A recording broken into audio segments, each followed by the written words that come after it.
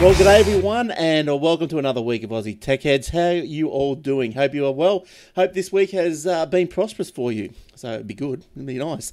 Okay, it's episode 571, 15th of February 2018, and it is hot all around the joint, I think. Queensland got a bit of a heat wave. Commonwealth game tickets, they've gone out with the wrong date on them, so that's handy. Probably make the traffic worse in some instances, but that's how we roll up here on the Goldie. Keep it interesting. Keep it all interesting. We are brought to you by athwebhosting.com.au, and listen, we've just brought online new templated site pad ways of getting your website up and running. So if you're not interested, or you think that WordPress or whatever is a bit too hard, you want to sign up to one of the, I think, the professional or business plans, and they'll only run to you about $10 a month, and you get access to the site pad, which you choose your theme, and it's all professionally done themes. There's over 300 of them, and you just choose it, and then it all comes with all point and click. So there's a picture, you click it, a box comes, you delete it, you insert your own, you resize it, away you go. Simple sort of stuff. Heaps of YouTube videos on it as well. But get involved in that. We do SSL certificates, which is important because I've got a story about SSL certificates, and Google Chrome coming up later, which you must have a listen to, because Google Chrome's going to start really identifying people that haven't got secure websites. All right. So you can tune us in on TuneIn Radio and just search up for Aussie Tech Heads or the Aussie Tech Radio.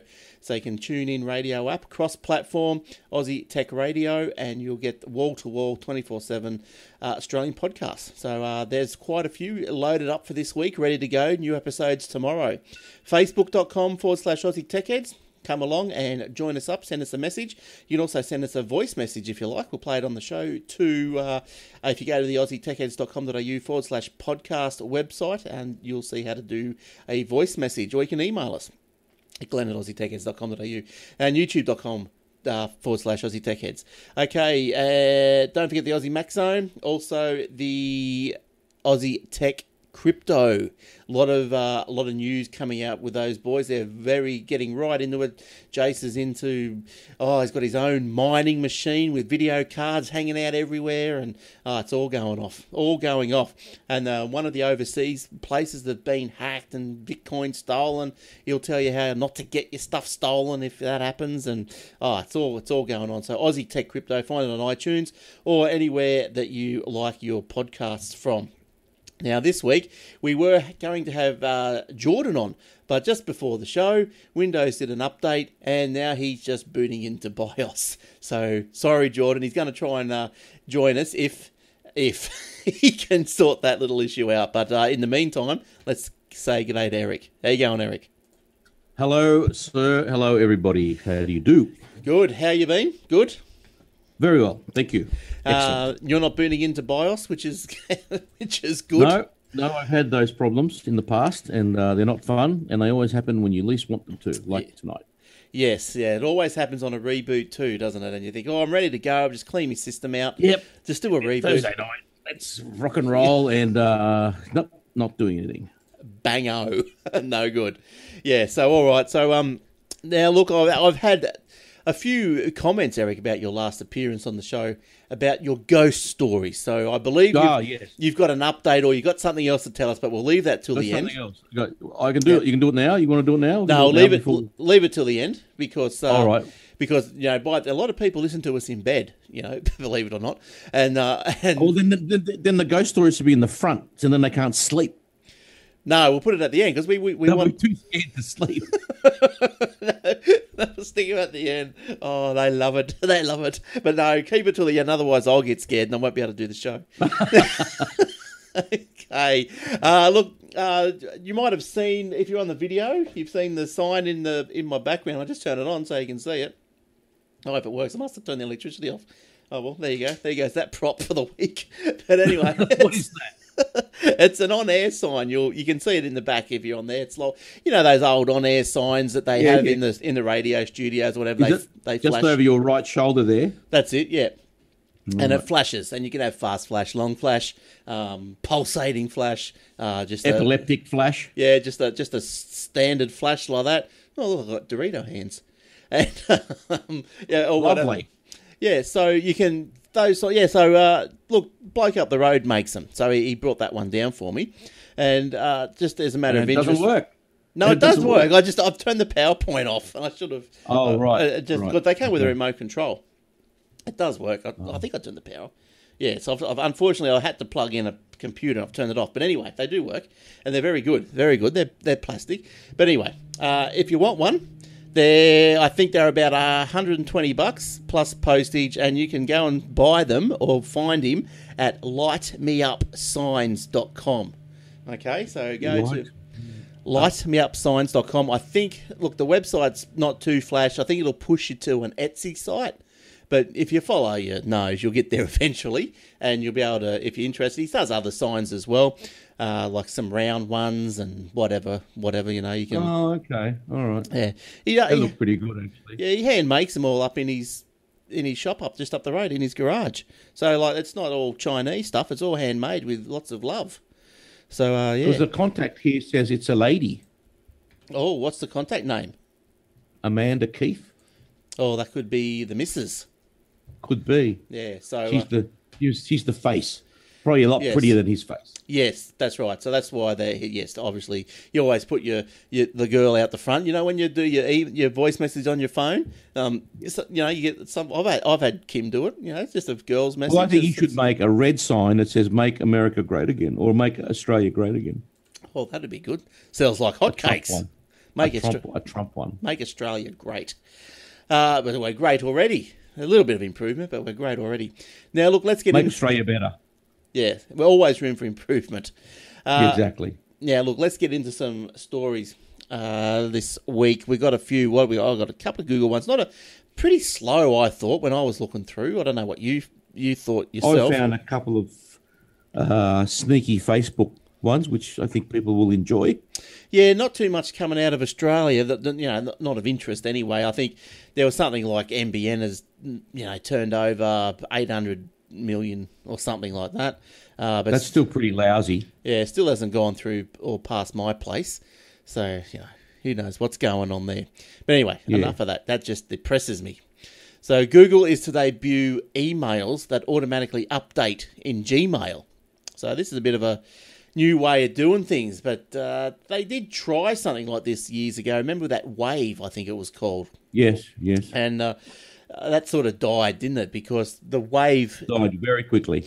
Yeah, if you remember, what it was like... About 2008. It was about a decade ago now, actually. Yeah, it was a long time ago. I know, if you remember, it was like a Skype chat, like a IRC chat thing.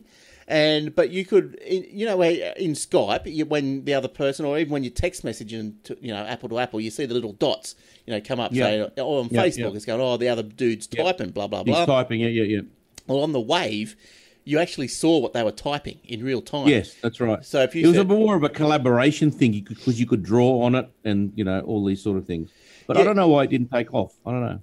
Yeah, I don't know either. It was okay. I think, like, the only downside was, like, if you go, I hate you, I better not say that. Well, it was too late because it was already, you know, written. Right. So, yeah, who knows why it did. But anyway. Evidence. Yes. Gmail is about to get the dynamic. Google unveiled plans to demonstrate a software programming system that would enable emails to feature continuously updating information and greater interactivity. Now, users could see... I wonder how long that's going to be in beta for. Remember remember Gmail? It only just got out of beta after about 10 years, didn't it? So something like that. Now I got my little graphic as I do. There you go. Now users could see automatically updated flight information in a booking confirmation email. They could fill out surveys without leaving a message, or preview close-up shots of products in a marketing pitch without opening a browser window. So the initial version is aimed at bulk senders. So the advantages of this... Oh, bring on the spam. Yeah, well, the advantage of a bulk sender, say, like for a retailer, is that they could send a weekly sales notice, but then each week they'd only send it, say, the once, and then if you didn't open it for 5 weeks, well, then you'd have It'd be the updated version. Yeah, the updated version. So, look, that's good. All for it. Yeah, well, that part of it's good. I'll be for anything that's that works, that's new like that, so that sounds all right. Maybe I can do that with when I send invoices to clients. If they don't open it, it just goes up. Yeah. Every time they... That's right. They leave it. So if you leave it in your inbox, it's just going to add like $1,000 a week. Yeah, that's all right. Is that all? At the end of the year, you owe me $350,000. Yeah, you're going easy on $1,000 a week.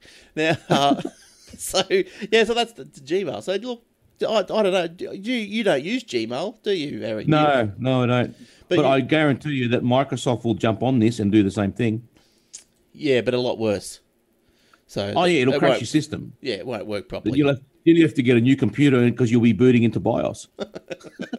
It's so unfortunate that Microsoft is like that. Like, I don't know why. Oh, look, they are getting better. They are getting a lot better. Yeah, but still, I don't know why. It's just because you remember, I really, really tried to ditch, say, even Gmail to go to Outlook. I liked the look of Outlook. I liked everything about Outlook, like Outlook Online. And then I wanted to use Outlook for desktop. I wanted to immerse myself into the Microsoft in the apps. Yeah, I find that the apps, the Microsoft Outlook, the mail app program, the desktop, works very well if you're using of the hosted email. Right. Works brilliantly. If you're not, but then not everyone wants to pay for that. Because I think, like, I tried to... What could I do? I couldn't connect my Outlook desktop to the Outlook.com, but I could. But then I could either only download emails or I could only download the calendar. That just wouldn't... Yeah, see, with hosted, that's all automatic. Yeah. So if you log into your desktop and you type in whatever and you send emails, appointments, notes, whatever, as soon as you log into the web version, it's all there. Yeah. It's all synced. Yeah, so, it gets a bit crazy. But I'll tell you... That's the thing with hosted. If it's on the cloud, it's easy to sync everything up. Well, something else, I'll tell you another email issue I had through the week was because my daughter bought this, new Android phone. And she got the Gmail app on there, so she's got a little Gmail account. But before she had a Gmail account, she also had an iCloud account because she had an iPad. And I thought, well, how hard is it to get the iCloud emails onto the Gmail app? Well, how hard can that be? And so it's not. I don't know. Yeah, it's very hard. It's not straightforward. Don't they have a separate? Don't they have a standard Android mail program that you can access like the phone does? So you can have Gmail in there, you can have Outlook, you can have whatever. Yeah, and it's all in one inbox. Well, I tried to set that up, but that was as hard as hell as well.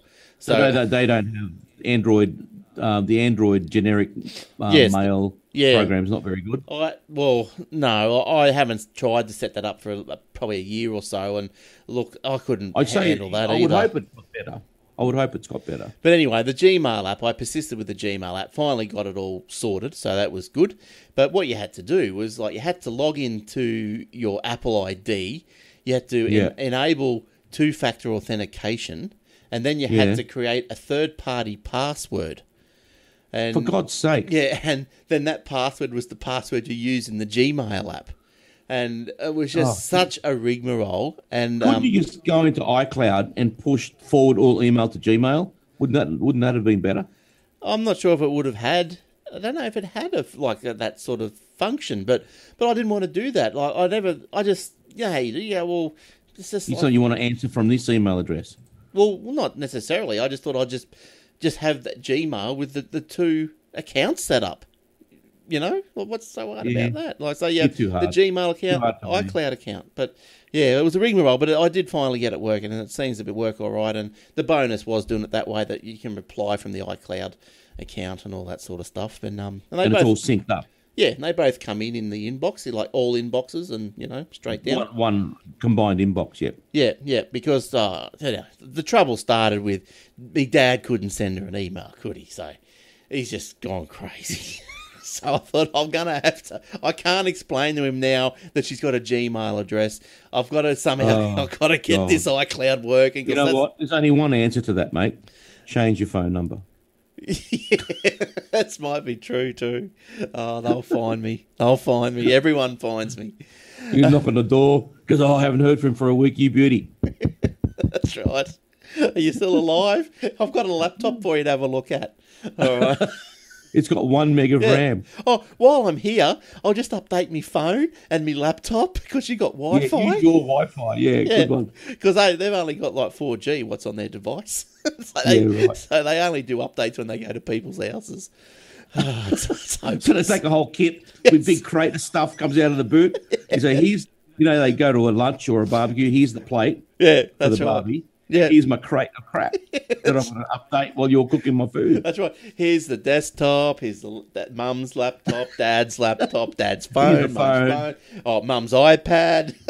There's something else. And while I'm here, I'm going to make sure I charge everything. So I'll use your electricity as well. Oh, I love it. I love it. All right. Now, look, here's something. I'll get onto one of your stories after this one, I think.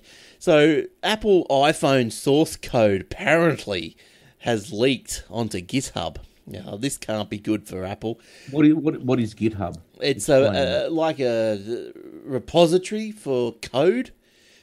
People put their code up there. Other people can go along and have a look at it and take it and use it if they can. You can share it. I guess it's like Google Docs. Who put it up there? Well, I'm sure. Who put it up there? Well, I don't know, but obviously probably someone that just got fired, obviously. Disgruntled employee. Scott Forstall? She's still. I don't know. What about Johnny Ives? He's gone. He has gone silent, hasn't he? Where's he?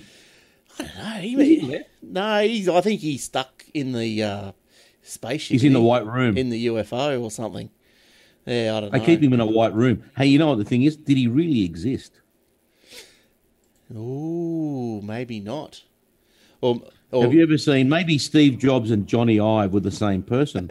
Because when he died, you suddenly didn't see him as much. So you never saw them together in the same room. No. So maybe that's the thing, and he thought he'd get away with it with the accent. But we might be onto something. Steve Jobs lives. They're one and the same person. Yeah. This whole I'm dying thing, it's just a load of crap. It was a ruse. Johnny Ive. It's a ruse. Yes. And he's in the white room now. It was yelling at it was to drive the share prices up. That's right. It was to drive the share prices of turtlenecks and jeans and sand shoes up. That's what it was. Well, maybe if he's still alive, someone should have a quick word with him and say, look, can you just get rid of Timmy Cook? He's not working out, mate. No. Not very good. No. Well, it's like Elvis. You can't come back, can you, once you're gone? No, well, that's it. That's it. Yeah. But anyway, the purported iPhone operating system code was posted to GitHub and was reportedly removed after a request from Apple that cited copyright law. So that sort of proves that it was a legit version of the code, you would think. Yes. So the Apple filed a Digital Millennium Copyright Act, or the DMCA notice, indicating it had been injured by a violation of the US copyright laws and forcing GitHub to remove the code. I'd like to know how they actually knew it was there. Someone would have got it. Someone would have got it in that period of time between posting and coming off. Someone would have got it. Oh, yeah, for sure. The move by Apple would seem to... Yeah, blah, blah, blah. According to the DMCA notice filed by Apple, the leaked content was a reproduction of Apple's iBoot source code, which is responsible for ensuring trusted boot operation of the iOS software.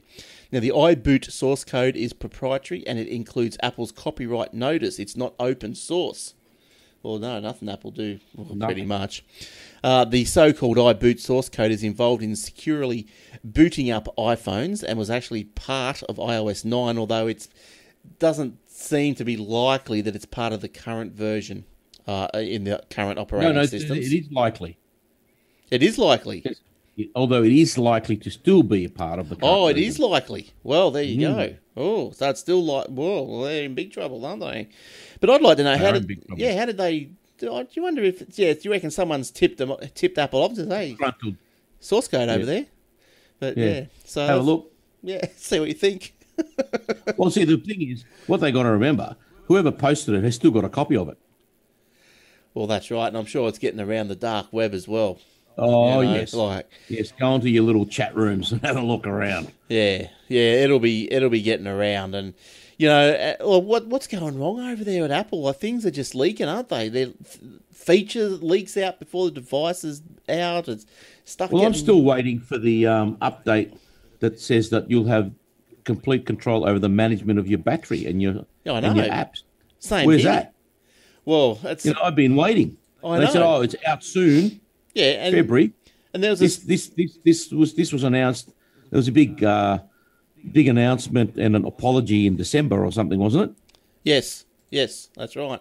But class action suits were filed in January. But what I want to know is, like, there was another story this week about how popular this battery replacement program is with Apple, like the cheaper versions of it. Setting them broke. But I'm thinking, well, how do these people know that they need a new battery? Can you take your phone to Apple and say, "Do I need a new battery?" Or like what? You can just say to them, "My battery is inconsistent. I want a new battery," and they have to swap it out. Right. Yeah, well, it's probably, what is it? I'm not sure from memory how much it was. I did hear $70. Well, I heard it was reduced to 29. That could have been US though. Oh, so, well, let me see. So I think it might have been. You keep talking. I think it might have been less than the 79. But in whatever case, like, I've got the 6S. So if it's only 29, what? So even $39. $39. US or Australian? Australian dollars. They dropped it from 119 to 39. Yeah. So $40. So for $40, well, like, this is what? How old's the 6S? 3 years? 4 years? 6S. Well, I've got 6S. Then it came to 7S, 8. So 3 years. So it's 3 years. Yeah. So going in the 4th year. So for $40, what are they saying? You can bring it back to like new. I don't know. Pretty much. No, it'll be like a brand new battery. And the good thing is it'll be the most updated battery with the latest technology, not the technology that they had when you bought the phone. Well, hopefully, so it'll be probably even better battery. Yes. Well, I think I'll. I don't know. Might be worth it. Yeah, probably. I don't know. Maybe I'll wait till the update for the software comes out to see if the battery. Well, it only goes through to December 2018. Oh. Well, I'll get on that before then. Yes, you got to get it, because you know what it's going to be like. Christmas time, December, everyone will be lining up for free batteries. Yeah. Well, maybe I'll slot that in. Get it done in about July or something. Yeah, July, September region, somewhere like that. But because they first had it for 119. I think there was a bit of an uproar. Everyone's going, "Oh, there you go, your fault," and now you're going to rip us off. Yes. Yeah. You can't win. Put on your Apple. And Timmy Cook will be going, "Yeah, and your point is, I need a new turtleneck." Yeah, this is how I've been doing things for 20 years. What's your problem? Oh yeah, for $39, come to the party. Yeah. Oh, that's right. So so good on them. I'm going to go and do that. All right. Where did your tech readings take you this week, Eric? My tech readings took me to a slightly interesting article. Facebook two-factor authentication system auto-posts replies on your profile. I will explain. Facebook's two-factor, I'm just reading now. Facebook's is not my words. These are someone else's words. Facebook's two-factor authentication system has come under fire today for some bizarre design elements that seem to have gone largely unnoticed for quite some time. Bay Area software engineer Gabriel Lewis noticed that Facebook was using the same phone number he used in two-factor authentication, which offers a more secure way to log in, to notify him about friends' posts. So even worse, when he was replying, it seems that replying to his message with any message, such as "please stop," auto-post that message on your Facebook profile. So everything was being public, basically. Yeah, right. Well, that's a bit of a hiccup in the works, isn't it?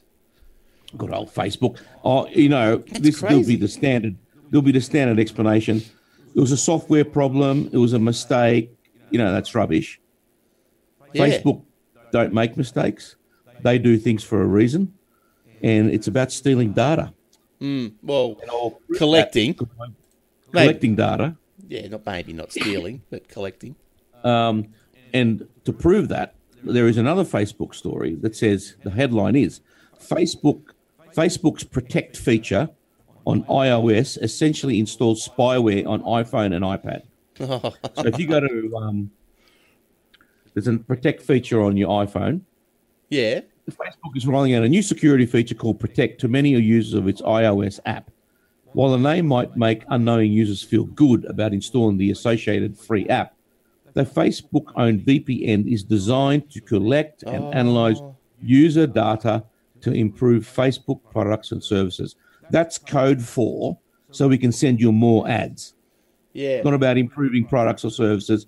It's about what can we send you that you don't need. So is this how do you, so this is a bit of software, is it? Yes. It's in the Facebook app. In the So I'll go to my Facebook app. I'll go to settings. Yeah. And I'm sure it's here somewhere. So you open up Facebook. There it is. Protect. Settings. Yep. Account settings. Protect. There you go. Oh, that's a bit bright. Blah, blah, blah. Security log on general, privacy, location, browser, pocket language. I don't have it. But what phone have you got? Oh, hang on. Can't see that. It's just your Facebook app. Yeah. In settings. Under general? No. Not your settings of phone. No, Facebook. You've got to go to Facebook. Yeah. Oh, you use two-factor authentication. I don't use that. Do you use two-factor authentication? No. Go down. It's in. Have you found it yet? No. I'll find it later. Well, it's there. It's under. On your bottom of your Facebook app, there's those 4 lines to the far right-hand corner. Yes. Yep. Press that. Yep. And then you got settings, privacy, help, and QR code. No, keep scrolling. Scroll. It's under trending news. In between QR code and trending news. I don't have that. You got to update your app then. I've just got settings, privacy, help, and QR code. No, well, your app probably needs updating. Go to your mum's place and add it and update it. Oh, I will. I'll use a 4G. Yeah, well, all right. Anyway, so that's what's. I don't know. Facebook are very sneaky. They really are. Well, they're the kings of the opt out rather than opt in, aren't they? Yes. Things. Yes. Isn't that? I'm pretty sure that's against the law to make it opt out. But depends what it is, I guess. Like, no, I don't want to. I want a choice. Yeah, but they all do it. Microsoft, you set up Windows. If you don't press custom setup, actually, if you do press custom setup, you'll actually see what they've got. What they've got on as automatic. Because there's a setting ad serving and location monitors and all sorts of stuff. Well, I keep the location monitor on because I thought, well, I'm going to get ads anyway. I might as well get ads relevant, to where I am. So, well, I keep the location thing on mainly because if my computer gets stolen, I can find it. But I turn off the ad server. Right, but then you just I don't want any ads. But you still get them, don't you? But just really... No, you'll get them, but they might be targeted. Yeah, but why not have targeted? I'd rather have targeted than say... Because then I might buy something which I don't want to buy.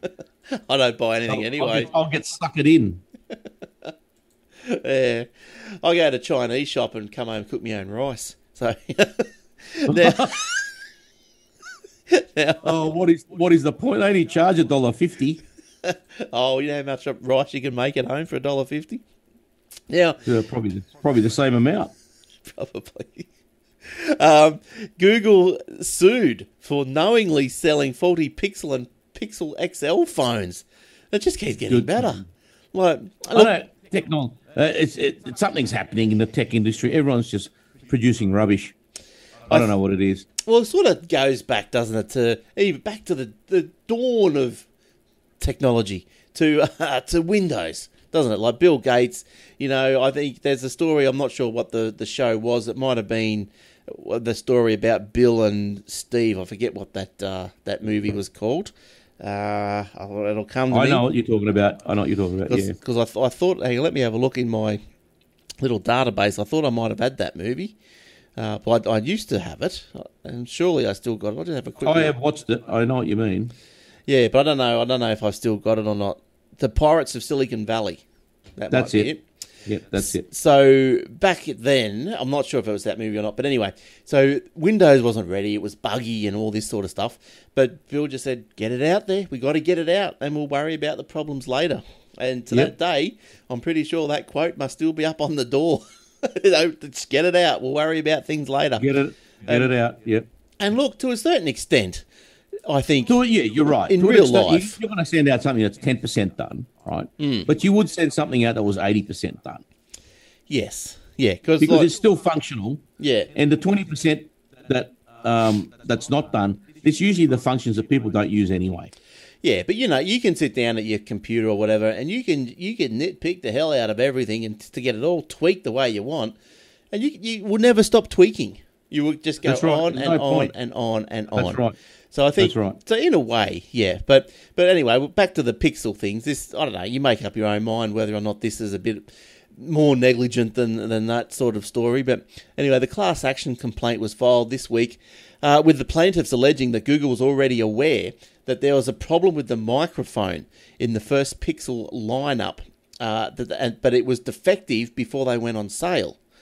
So the claim, and they claimed Google continued to sell defective phones amid widespread grievances right after the launch. Well, I guess they've probably, I don't know, got 1 million phones made. What are they going to do with them? So anyway, so Google originally... Well, they probably would have thought, like any manufacturer or any distributor, they would have thought, okay, you're going to get some lemons, and if they bring it back, then obviously we'll replace it or give them their money back. And because normally you get lemons of any. There's never a perfect product run, perfect manufacturing run, right? So they probably thought, oh, okay, we're getting some complaints. Must have been that first batch or something. They weren't to know necessarily that more than half, or whatever the percentage was going to be defective. Yeah. So what do you expect them to do? You got to sell them and just bring it back if it doesn't work. Apple do it. Everyone does it. Yeah. Whether you buy a car or a phone, what are they going to do? So in March 2017, when an employee on Google support forums said the problems were due to a hairline crack in the solder connection on the audio codec. He also noted that the issue can come and go depending on the temperature of the phone or how you hold the phone in your hand. The second version of the Pixel phone also experienced problems. In October last year, the Pixel 2 XL users reported a number of issues right after launch, including faded colours and images burnt into the screen. That's serious. Yeah, some users also reported that their screens had suddenly developed a blue tint, while others complained of a black bleed, where the black edges of images would linger as you swiped up and down. Look, I think that... that's probably more the graphics card being not up to scratch than the manufacturing process. Look, I think it comes down to how much did you pay for the phone. And these Pixels, they're up there. You get what you get what you pay for. Yeah, generally. but these phones, they'd be up there. They are up there. Pixels aren't cheap. No, Pixels aren't cheap. So, like I'm saying, like I bought, my daughter's got this Xiaomi Android phone from India, and it's a beauty, eh? It's working so good. And it's probably a third of the price of the Pixel. Well, it was $300, $330, and it's seriously making me think I want to buy one and just get rid of my 6S on the Gumtree or something, because an updated phone, it's snappy, it's fast, and for $300, I can get $300 for the iPhone now. Why don't you see how hers goes first? Well, she's been using it obviously non-stop for a little while. You can put Kodi on it. It's also got like an IR control, so you can learn your TV remote. That's pretty good. Yeah, switch your TVs and all that off and on. But anyway, that's $300. And if someone come to me and said, the screen bleeds a bit, you go, but like I bought an Android tablet for the young bloke because his iPad 2 was, getting really slow. So I bought an Android tablet from Target. It was $120, a Pro Tab or something. And I just thought, well, if it's got a few issues, well, so be it. And look, it's probably not the fastest thing in the world, but it's better than his iPad 2. But if that thing had some black bleed or whatever they're talking about, you'd go, you wouldn't notice it anyway. A lot of the time you don't. It's a bit. Most people don't notice it. But I think there's two issues in this case. The first one is they've got to prove knowingly. That's very hard to prove. Well, right? So knowingly was selling. So prior to launch, you're going to be very hard to prove that they knew they were faulty and they sold them anyway. So that bit's going to be hard to prove. That first half, the one after launch, and they kept selling them without making an announcement. And like we've noticed that this is happening, bring it back for a full refund. If they did any of that, then that's probably a little bit easier to prove that they knowingly sold faulty phones. But pre-launch, very hard to prove that they knew they were faulty, before they even came off the manufacturing plant. That's very hard to prove. But it goes back who's responsible? Like I suppose like you say, at the face of it and just on the surface, Google. But who's responsible? Does Google then go back to the manufacturer and say, well, we're not going to pay you for that? No, well, Google would, like Apple does, they would have their own quality control people on the production lines. So they've signed off. Sign off on it, and they say, well, that's not good enough. Do it again. We're not paying you for that. That's rubbish. Yeah. They would have their own people there. So someone's fallen asleep. Yeah. Yeah, well, sometimes even that you wouldn't know that they've got issues until after what was the issue, remember, with the iPhone 4, I think it was, with the Wi-Fi? Yeah, with the 4, you're not holding it right. Yeah. Remember? Steve Jobs, the antenna. Yeah, you're not holding it right. So, you don't know. The funny thing is, I never had a problem with it, with the iPhone 4. I was on Telstra, maybe that's why, and the only people who were complaining are the ones probably on Optus. Yeah. The dodgy signal. I think it was just... So if you've got a bad provider, you're going to get a really bad signal, regardless of the phone you've got. Yeah. I think weren't most of the issues US contained anyway, I think, for some reason. But it's like anything, isn't it? That like you always say, you don't buy the first version of anything, but it's unfortunate this issue's crept into version 1 and 2 of the Pixel. But anyway, that's just life, I guess. What do you do? Now look, I've come across this little story. It's just something to keep in the back of your mind if you're this way inclined, I guess. But there's a search tool that accesses firms' documents in the cloud. Now, the website is Buckhacker, BUCKHACKER. Glad you said Buck. Yes, we don't want any offence given on this show. Don't want any people getting offended and going to their safe space. A website created by anonymous hackers has been launched that allows anyone to search the sensitive data stored in the cloud. So what it does is Buckhacker, named after the Amazon S3 buckets, which is just a collection of where you put your data. And there's been issues with these over the years, hasn't there, where they, people just chuck up their data into these buckets, but they don't password protect them or anything. So, you can crawl around Amazon, you can find these unprotected buckets and have a bit of a snoop. Exposed data has been found before. The name, blah, blah, blah. So it was only up for a short period of time before it went offline or down for maintenance. Though it had previously been working, allowing a number of cybersecurity experts to explore it. So this is the Twitter from a Buckhacker Twitter. We went online with the alpha version too early, said the Twitter. So obviously they're saying that's why they're now in maintenance. Security expert Kevin Beaumont told the BBC it's a gold mine of stuff which should not be public. So I guess I would say there would be some compromising photos up there that people are probably trolling for. Oh, I'm sure there's not just photos. There's probably compromising. Well, there'd be documents and agreements that no one's supposed to hear, prenups, whatever. US government dodgies, iPhone source code, whatever. Yes, that's probably where he got it. Oh, they couldn't trust the iCloud. They threw it up in the AWS. Yeah, that's right. But this is what happens. So you've got to protect your data, and so all this unprotected data is it's already out there, but it wasn't easy to find. And so this is what this search engine basically does. You type in Coles, maybe you might get Coles's managerial statement, pay scales or something. Yeah, or managerial director's employment contract or something, just stuff like that. Yeah, just easy to find. Yeah. But, confidential, anything confidential possibly. Yeah, you could stumble upon. So who knows if that's coming back online? Who knows? But there's a few sites, isn't there, around similar sort of stuff. There's a good one in the US. I could never get it working for me to find someone, but it's like find your friends or something. Supposed to trawl through US, transport databases and all this to find people. Yeah, well, I've typed in a few people I know live over there. It's never given a result back. So who knows? That's true. Just go to Facebook. You'll find them on Facebook. Yeah, just do some Facebook trolling. Yes. Now, speaking of security, yes. There is now. How do you pronounce? I don't even know how to pronounce this. Is it Huawei? Huawei. I think.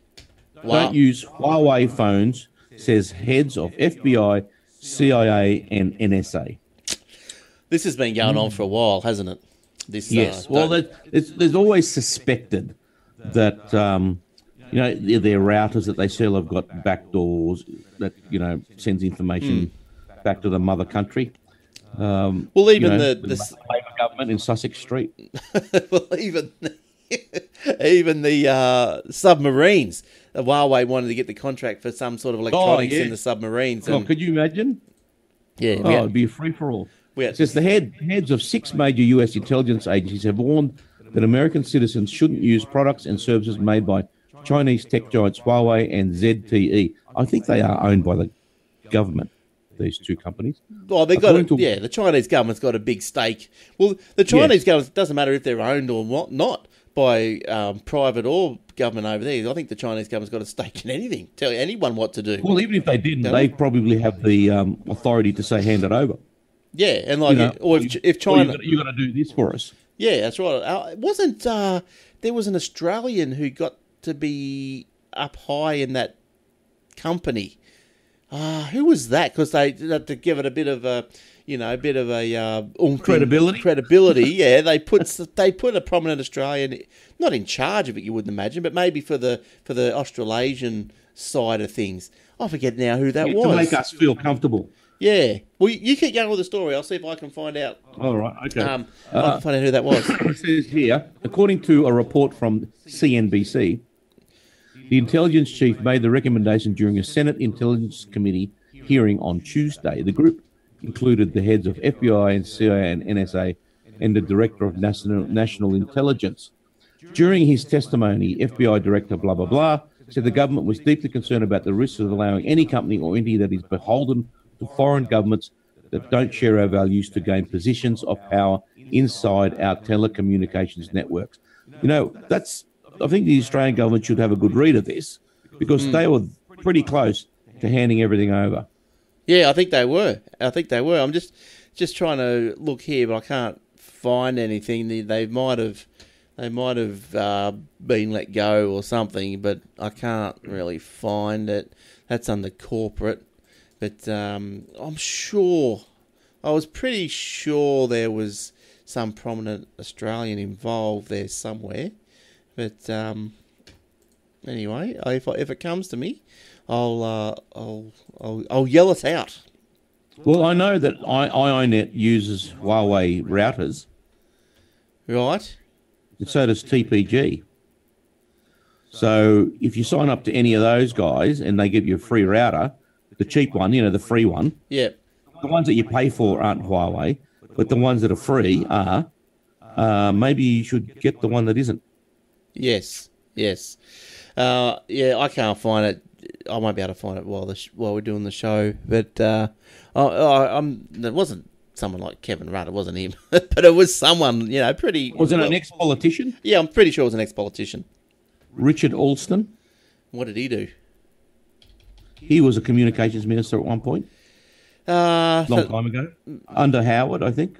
Yeah, okay. Yeah, I don't know. But anyway, that's what happens. But anyway, that's Huawei. Yeah, so don't think twice about the Huawei stuff. I guess. I don't know. If they make phones, routers. They make switches. Yeah. They make the D-slams for the internet, which a lot of companies were installing at one point. So everything that goes through the backbone is going through Huawei. I mean, really? Yeah. Yeah, I know. It's a bit crazy. It wasn't Alexander Downer, was it? I don't know. Let me search. He wouldn't know anything about technology, would he? I don't know. He might know about going down. in subs. Downer, bit of a downer. Yeah, and submarines. Was it Christopher Pan? No, it was him. He has a number of board appointments, including the Advisory Board of British Strategic Intelligence. Oh, no wonder Huawei are after him.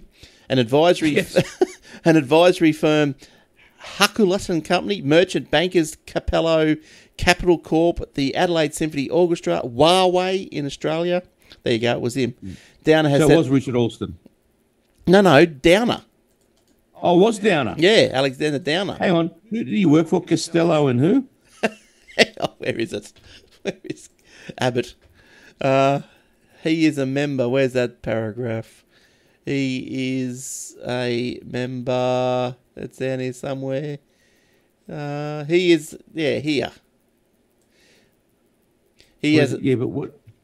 He has happened? He has a number of board appointments, including the Advisory Board of British Strategic Intelligence, advisory firm Huckulatt and Company, Merchant Bankers, Capello Capital Corp. Oh, Capello.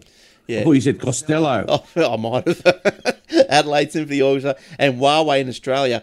Downer said that Huawei should not be considered a potential national security risk. Well, he had to say that, didn't he? Yeah. Downer's comments are at odds with October 2012 US congressional panels. So this has been going on since then, 2012 at least, findings that have deemed Huawei a security threat to the US and other nations. I think it was actually, from memory, when Australia was looking at getting this Huawei tech into the subs, I think we were leaned on by the US to say no, don't do that. Yeah, well, because thankfully we were.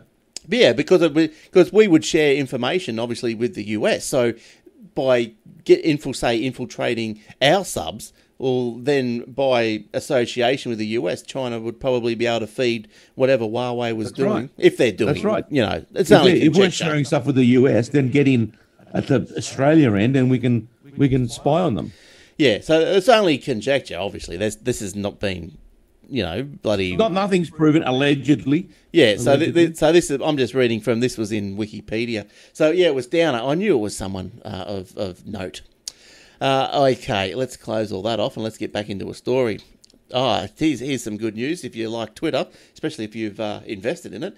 Twitter posts its first quarterly profit as ad sales rise.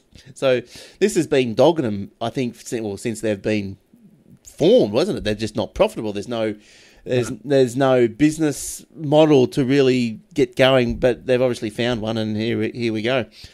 Twitter's previous failure to make a profit had confounded investors, giving its widespread use and popularity. And it is, I think it's only popular with journalists, isn't it? I don't know. I don't really use it too much. Snowflakes, mainly. Yeah, keyboard warriors. The outrage, the keyboard warriors, the outrage industry. Yeah, I don't really get on it too much. But in saying that, I don't think I do use it properly. I don't really follow anyone, and I think you've got to really follow people to get the tweets that you're probably interested in. So I'm probably not doing it properly. But anyway, Twitter's net profit was $91.1 million in the fourth quarter of 2017. That'd be US. Compared with a loss of 167 for the same period a year ago. They've turned things around, haven't they? Yeah. Twitter has posted consistent losses since it became a public company in 2013 and is expected to be profitable for the full year of 2018 as well. When did you join Twitter? Did you join? Be it 10 years at least. Yeah, I think I was about 2008. Yeah, probably an early one. Yeah, something like that. Same with Facebook, around the same time. Yeah. What happened to MySpace? Is that still kicking along? Oh, God, I hope not. Let's have a look. MySpace. Let's have a look.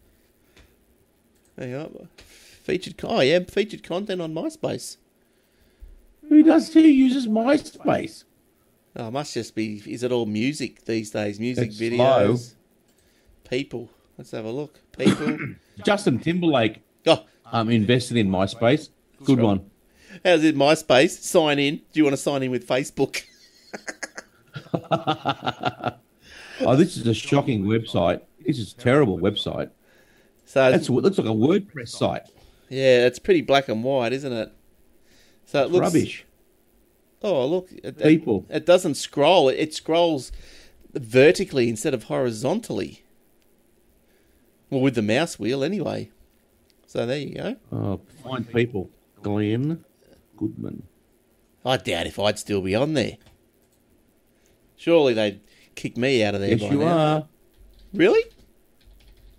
There's 4 Glenn Goodmans. They won't be me. Is that me? They're all spelled the same way. That's me with the hat on sitting on the beach. GI Gold. That's me. Giddy up on the Goldie. Up. What's the other one? It's such a slow website. Yeah, it's not fast, is it? It's rubbish. I think it's all about music.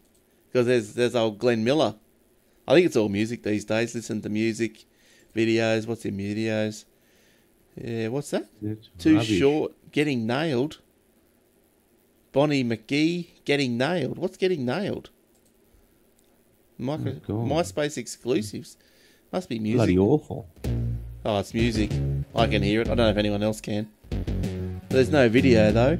Let's go for it. You did almost run me off the road. This is rubbish. Delete. Yeah, get rid of that. All right, let's get back to serious stuff. Let's round out this Twitter story. The company has found success with video and other changes, deepening the experience on offer. So that's why you do find I've seen more advertising on Twitter as things go definitely. through. So Heaps of ads. Yeah, I think they've got in there now a lot of more videos type things where you can post the videos. There's a good Twitter app on the Windows 10 from the store called Tweetium or something like that. Paid, unfortunately, but it's not too bad. But then again, like you just don't use it on a computer. Like Don't use it. No. Yeah. Yeah. So anyway, that's that Twitter. Did you have any more stories, Eric? No, I do not. All right, let's get to my story about Google Chrome. Google Chrome. Come on, that, and then I'll give you the quick ghost story, and then we're off. All right, yes. Now, by this time, not this time even, but soon, about July, the next edition of Google Chrome, which will be Google Chrome version 68, is going to be pretty much splashing all over the show and telling everyone if your site is unsecured. So up in the URL bar where you currently see your... Well, we're going to be in trouble then, aren't we? No, mine's secured. Ours is secured. Mine What about the new one? Yep, they're all secured. Oh, they good. Yep, Okay. don't you worry about that. We're not going to tell you what the name of the new one is just yet. No. Listen. No, But soon. in time, be patient. That's right. It is being built. Now, Google in July will start inserting a not secure label in the address bar of every website that uses HTTP connections. They're very, very frowned upon nowadays. Google has put a July deadline on a 2016 promise that Chrome would tag all websites that don't encrypt their traffic. Now, the easiest way, or the only way to encrypt your traffic, is to get an SSL certificate, and you can get those from your web hosting provider, which would be athwebhosting.com.au if you want one. Yes, and indeed. Unfortunately, you have to pay for them, but that's life. Sites that instead rely on HTTPS to encrypt the back and forth traffic will display their URLs normally. Google spokesman Emily Schechter. Why is there so people with so many hard names? What happened? Right? What happened to Smith and Brown and Cook? Beginning in July 2018, with the release of Chrome 68, Chrome will mark all HTTP sites as not secure, wrote Emily. Users, although if you want to have a sneak preview of what it's going to be like and live in the future, man, you can enable this new feature right now on previous version of Chrome, the current version, by typing into Chrome //flags in the address bar. Wait. Chrome. And I can't do it because I'm //flag. flags. So the Chrome. So what this is how you get into the settings of Chrome. This is the guts, right? So by typing in Chrome //flags in the address bar, then finding the item described as mark non-secure origins as non-secure, selecting enable, and relaunching Chrome replicates what Chrome 68 will display after Google sets that option as default. Choosing enable displays the red icon as well. So there you go. So, Yeah, just the way of the world. You need to get yourselves a SSL certificate. Otherwise, you're going to not a bad thing. Not a bad thing. No, I guess not. Think of it as putting a lock on your front door. That's all. Well, I guess so. It just gives the people, like, I won't put my personal information into a site. Say I'm buying something, right? And then a lot of sites still don't have an SSL. So you look up to the corner to see if it's secure or not. Not secure. Yeah, so no. You just go, I look it up all the time. I always see. If it hasn't got an HTTPS address, see you later. Yeah, I'll still read it, but I'm not going to interact with the site, if you know what I mean. But all our sites, ATH web hosting and all that sort of gear and whatever else there is, aussietechheads.com.au, it's all HTTPS, so you are as safe as houses. Have no fear. Now, are we safe? Eric is going to give us an update on another little ghost story. So, well, I don't know if I've already told you this one. Now, did I tell you about the one when my oldest daughter was about 2?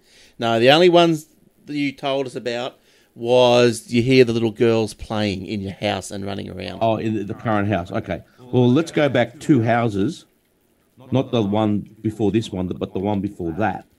Yes. Where was this located? I won't say because I don't want people to freak out. Just in case they live in the same street. Okay. The same suburb. Right. I've already got little goosey bumps now. It was a 2-story house. It was a 2-story villa. Yeah. So not a big place. 2-story villa. Still had 4 bedrooms, so it was a decent size. And my oldest daughter was about 2. And she told me this. There's 2 parts of this story. The first bit I knew about. The second bit she told me a few years later. But the first bit is that I used to always see, like, you'd be standing there and you'd think that there's someone in the corner of your eye. Yeah. You know when you do that, oh, what's that? And you'd always see this shadow that would just disappear. Yeah. In the corner of your eye. And then my little girl, the oldest one, she learned to talk very early. She was talking in sentences, and I kid you not, in sentences when she was 12 months old, right? Yeah. So she would say, I'm hungry, I need some food. At 12 months, which we thought was bloody amazing. But anyway, so at 2, she was very, very articulate. So she would say to me, Dad, a lady comes and sees me a lot. Because I saw her one day playing in her room. She said, oh, what are you doing? She said, oh, I'm just playing.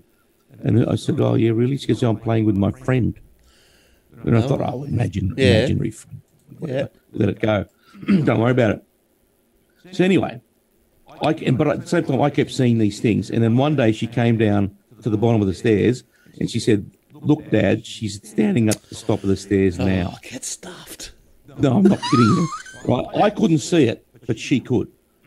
Right. I could only see the corner of my eye and it disappear. But she could see. I said, I can't see anything, darling. And she said, no, she's standing there now. She's got grey, wispy hair, long, and she's just wearing all white at the top of the stairs. Right? So I thought, okay.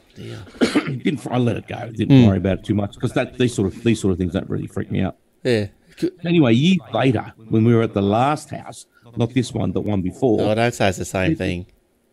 She said to me, oh, did I ever tell you at the old house that one day I was in my room and I could sense something in the room and then the bed just got depressed like someone sat down? Oh, right? Stop it. She said, no, I never told you that. She said, I never told you. She goes, oh, yeah, that happened all the time when we were there.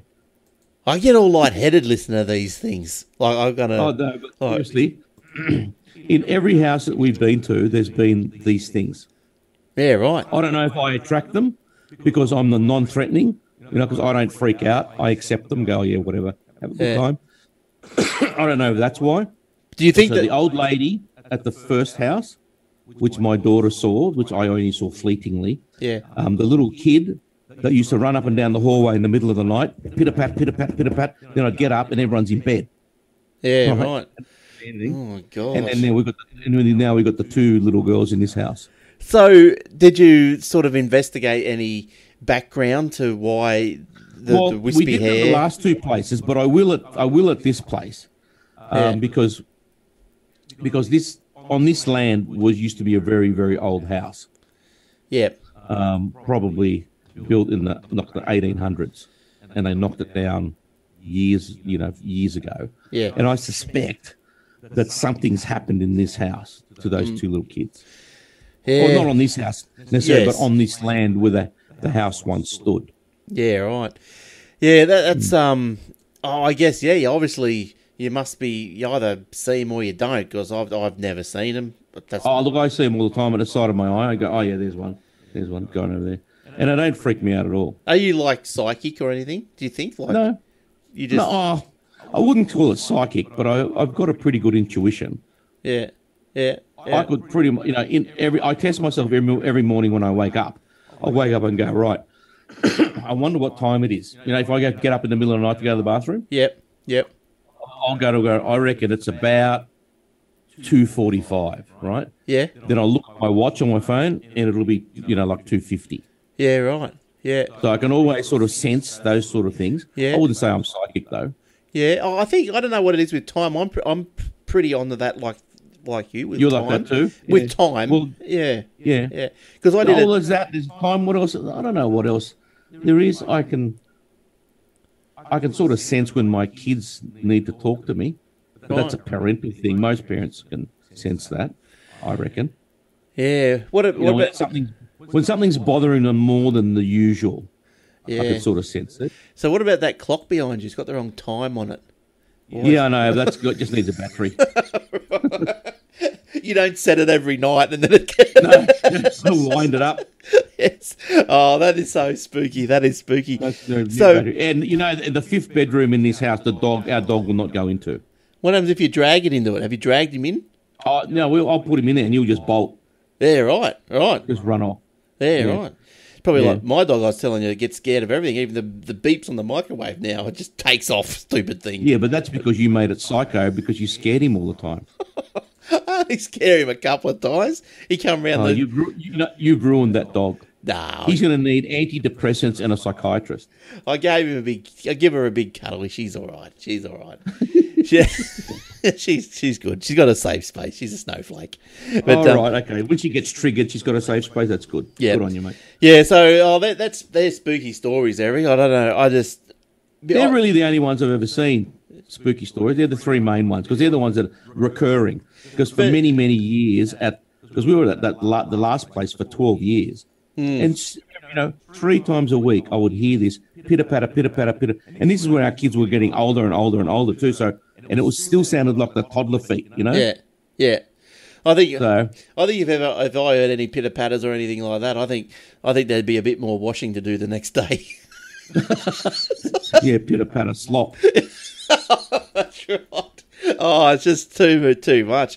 But so do you ever wonder why you think you see them? Like I think everyone sees things out of the corner of their eye, but nothing is concrete. No, I don't see them. If I look front on, I never see them. Right, I just see these shadows. Like if I look straight ahead, and sometimes you just use your peripheral vision to make it look like you're not looking, so they don't see you. Yeah, right. I'll look around and I'll see the floating shadows just on the side there. Yeah. Well, as soon as I look, it disappears. What have you thought about, like getting exorcists or stuff? No, we don't need it. We just need to live with it. Getting someone to bless the house. Bless this. Remember that show? Old house? Sid James. Show? Yeah. It was a good show. That show. We'll get him around. Well, he might already be there. Yeah, that's right. That's a funny show. I used to love those old English shows. Used to love them. Oh yeah, they're great. I think Bless His House, Love Thy Neighbour. Best show ever. Yeah. That's a good show.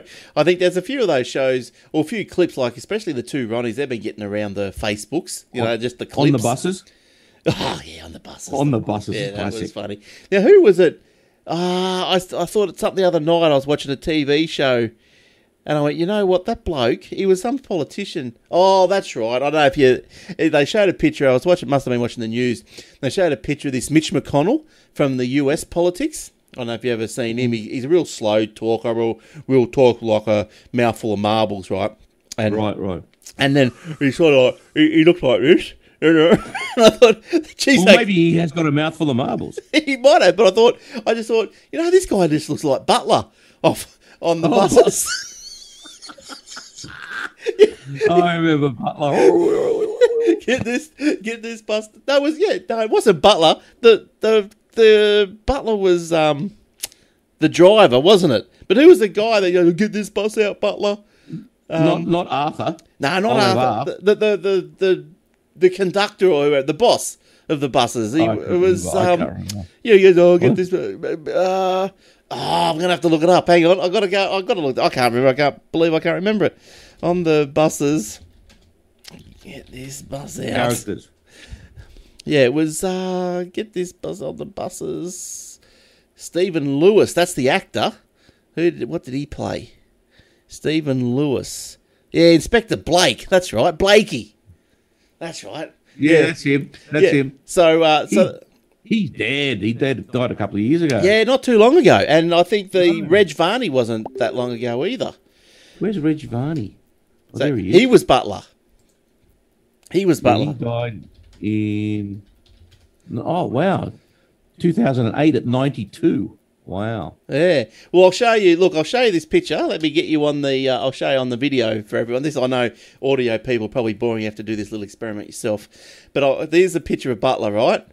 Not Butler, right. Blakey. Stephen Lewis. Right. So there we go. Right. So that's him there, right? Now keep that image in your mind. Okay. Now, who did I say? Mitch McConnell. Let's look up Mitch McConnell. Mitch McConnell. He was in the. I don't know. He does something over there in the US. Let's see if we can get this picture here. There he goes. Now, do you think that? Can you see that picture, Eric, of Mitch? No, it's gone a bit funny. Okay. Oh, I can't give you any. Can I give you too big? Hang on, let me just make it bigger. Too big. Go on, do it again. I can't give you any better than that. I won't scroll. That's him. So that's McConnell, right? Okay. Now I'll show you Blakey. There's Blakey. That's McConnell. That's him. They are just brothers from the same mother. Yeah. They're the same person. It's Steve Jobs. It's like Steve Jobs and Johnny Ive. Johnny Ive. It's the same one. All right. Let's get out of here. We're talking rubbish. All right. See you all. Thanks. Good evening. Thanks for coming on, Eric, and thanks for everyone for listening and downloading, watching on YouTube. Jump on the YouTube, like us if you haven't, or subscribe to us. Jump on Facebook, like us if you haven't already. Jace not in this week, obviously, so he sent his apologies. He's has a couple of things to do with work or something, and and Jordan. Yeah, I've just got a Facebook message from Jordan. He said, "Looks like he's back." But it's too late. The show is finished. See you later. So, all right, everyone. Have a good week. See you, Eric. Thanks for coming. And we'll catch up with everyone again next episode. Until then, have a great week and bye for now.